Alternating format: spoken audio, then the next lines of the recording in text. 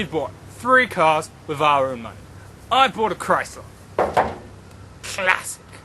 Jim's bought a blue Holden. And Dick, he's gone out and he's got a Mitsubishi. Now, this is Australian Top Gear, and of course, people might say, why didn't you get a Ford? Well, Fords are shit. That's why we didn't get a Ford. So today's challenge, we're putting the Chrysler, the Mitsubishi, and the Holden against together in a death-on-death race. Who's gonna win? Okay, now I've got the Chrysler. Now I know what some of you are gonna say.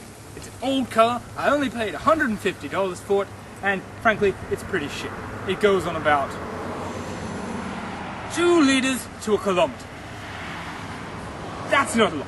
That'll get me down the street to the corner shops. I've gone through most of my petrol. And it only holds 10 litres in it at a time. It's got a phenomenally small petrol tank. Now, I know you're saying that. Not only is it 2 litres to the kilometre, but it runs on diesel. Horrible for the environment. And the only thing I've got to say to that is, it's green. This car is green.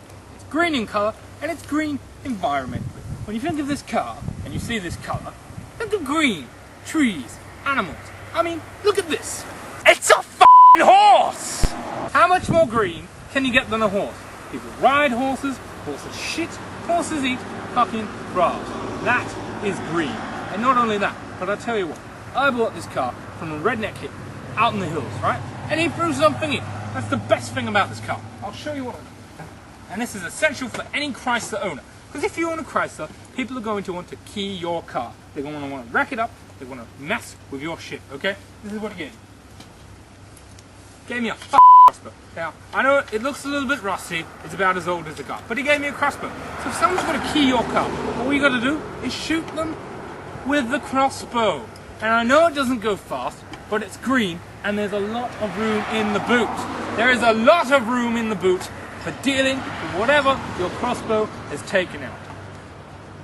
This is a fantastic car. This here is the Mitsubishi challenge, alright? This here is probably one of the most best cars you could possibly get on the market today. Go down to any auction place, you'll probably find one of these filled with, I don't know, cocaine, I don't know, blood of dead hookers. This car is better than a lorry. And I say this because I've driven one once before in my lifetime. And that's probably why I'm on the bottle, right? Best thing about this car possibly is the fact of its horsepower. It's got shit all, so you don't need to press no one, alright? Brakes have been cut, so you can go as fast as you want down a hill. No rear view mirror, so you don't need to worry about anyone else behind you. You just worry about the front. You got to worry about you and the front, alright? Another feature in the Mitsubishi Challenge is the central locking. There isn't none. You know why? Because this car was recently jacked up. Most Mitsubishi Challengers, probably about 90% of the ratios of Mitsubishi Challengers, alright, have been jacked at some point, so the locking system is actually out of the car. I could talk forever about this car, but I'm not gonna. I'm gonna hop in it, I'll drive it around for a little bit, do a bit of loop-de-loop, and then I'll come back, and you'll probably be bought on the fact of how good a Mitsubishi Challenge really is.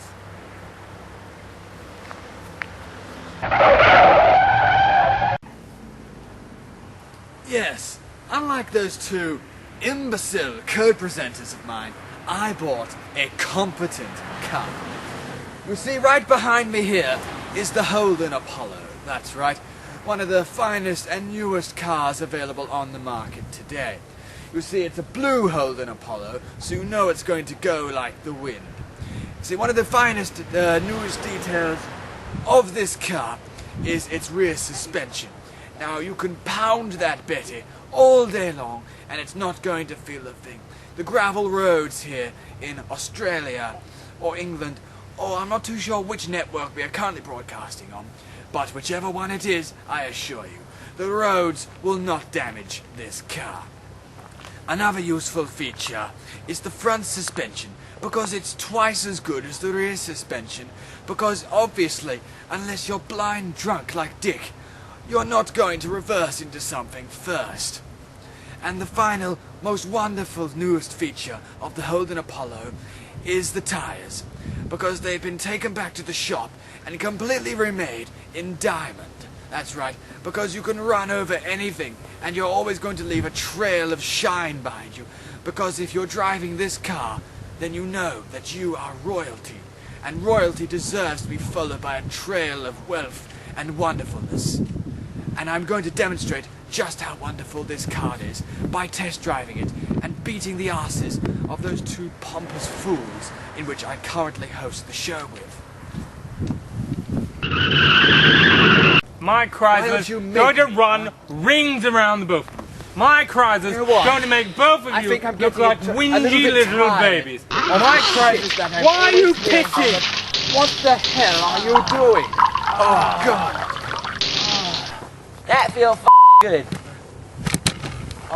The immaturity on this show is too much for me to handle.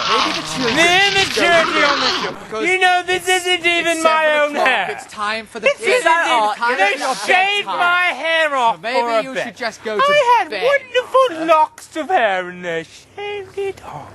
I'm not happy. He looks like a really hot girl. I f her. That's it. Get back. Let's commence with the challenge, shall we?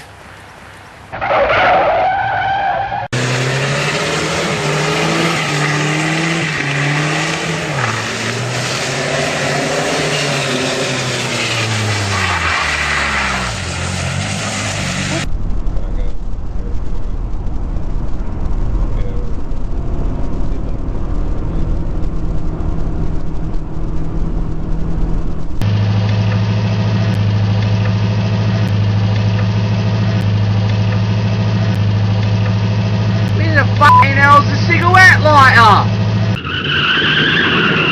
Alright, so we've seen the Chrysler. We've seen the Holden. We've seen the Mitsubishi challenge, alright? Got myself a out. Don't even stand How up. are you doing? I'm gonna sit down. I'm pissed at the monkey.